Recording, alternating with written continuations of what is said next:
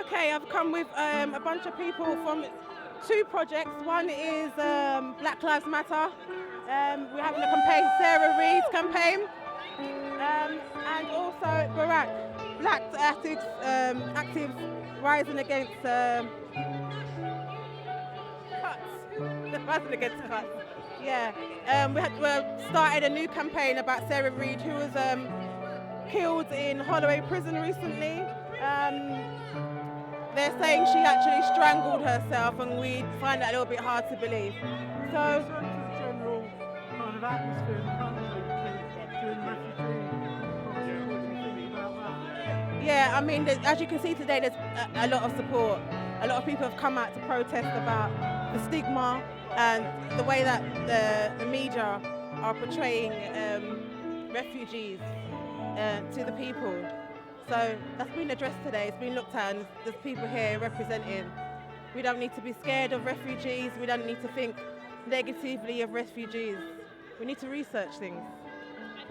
I'm with an organisation called Matters of the Earth, and I'm here to support the Sarah Reid Justice Campaign. Sarah Reid was found dead in her prison cell earlier this year, and there's been no justice and there will be no peace until that happens. I'm here on this particular march because we need to stand up to racism, and all of the different united organisations, united arguments are all part of the same story. And you know, there's no justice for refugees if there's no justice for Sarah Reid. There's no justice. There's no anti-racist movement if it's not intersectional. Sarah Reid was a black woman who suffered from mental health issues, who was sexually abused in a hospital. She was actually in prison for being prosecuted for defending herself from that sexual abuse incident. And all of these issues need to be attacked and need to be dismantled and need to be talked about, and that's why I'm here. In terms of refugees and what's happening with them, in terms of the camps, what connections do you draw from that specifically? It's about power, it's about racist structures, it's about global capitalism, it's about colonialism, and we need to decolonize, and that's going to take all of these different organisations coming together and realising that they're fighting for the same thing. I was at Yarlswood last week, and I'll be at all of these marches because it's due to racism, it's due to a system that oppresses mostly black and brown people around the world, be they refugees or not, and we must stand in solidarity with each other. So that's why I'm here. I'm not fighting somebody else's fight, I'm fighting my own, because we're all connected in that way. I'm an arts therapist and I work with asylum seekers in a day center, the Southwark Day Center for Asylum Seekers. And we work with people who just arrive, usually from Calais or Dunkirk, and they get dispatched all around England. And I work in a hostel where people stay, and I work as in a group with women and children. And they sometimes talk in the art therapy session. They sometimes talk about their experience all through the way and their arrival. And I'm really shocked by the way their life has been completely shattered. And when they arrive, they have some hope, but everything seems to kind of dismantle in front of them, because they've been here and they feel powerless. They have to go to see the Home Office, and they are treated like animals, really. The way people sleep in those hostels, the way they are fed, but there's no attention to their needs. What they've been through is the trauma have gone through, and people don't really seem to understand that these people have been, their life has been shattered, their home destroyed, and they are not here because they want to take things out of us. They just want to survive. I'm one of the candidates for the GLA elections. I'm in the Green Party, as you can see by the badge. But what's going on with this country in regards to its treatment of refugees, its treatment of so-called migrants, its treatment of people over here who are of a non-white background. It's a very worrying time, you know. So I think stuff like this needs to be saluted, needs to be supported. I don't know what it's going to achieve in terms of creating any political shift, but the fact that these people have come out gives me hope that, you know, there are people in this country that are actually caring and concerned about what's happening to others. And what do you think in terms of government? What do you think we should be pushing government to do? And I know you're standing, so what would you be saying London needs to do? Well, number one, I would say that, hey, look, it's Gary Young from the Guardian. Look, he's got the world on his shoulders, isn't he? Look.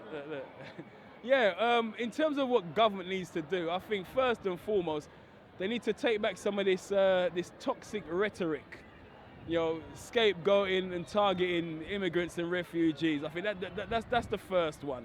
You know, if you imagine the amount of billions of pounds that come into this country's coffers through selling through arms sales to so-called dictatorships and some really, you know, quite bad governments across the world, creating a humanitarian crisis. Newton said for every action there's going to be a reaction. So if we're exporting arms and weapons and misery, then it's going to come back to our door and at our borders. So maybe some joined up thinking by the government could be a good place to start. I'm Megan, I'm a junior doctor from Manchester. Basically, there's a few reasons I came. So the NHS is built on immigration. 26% of the doctors that we have at the moment were born abroad.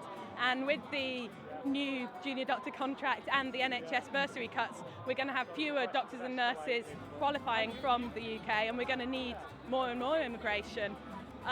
But then also it's our duty, so we get guidelines that as doctors we have to abide by, and one of them is to act immediately if you think a patient's dignity, safety or health is being compromised. And I was reading, on average 2 children are drowning in the Mediterranean each day trying to get here.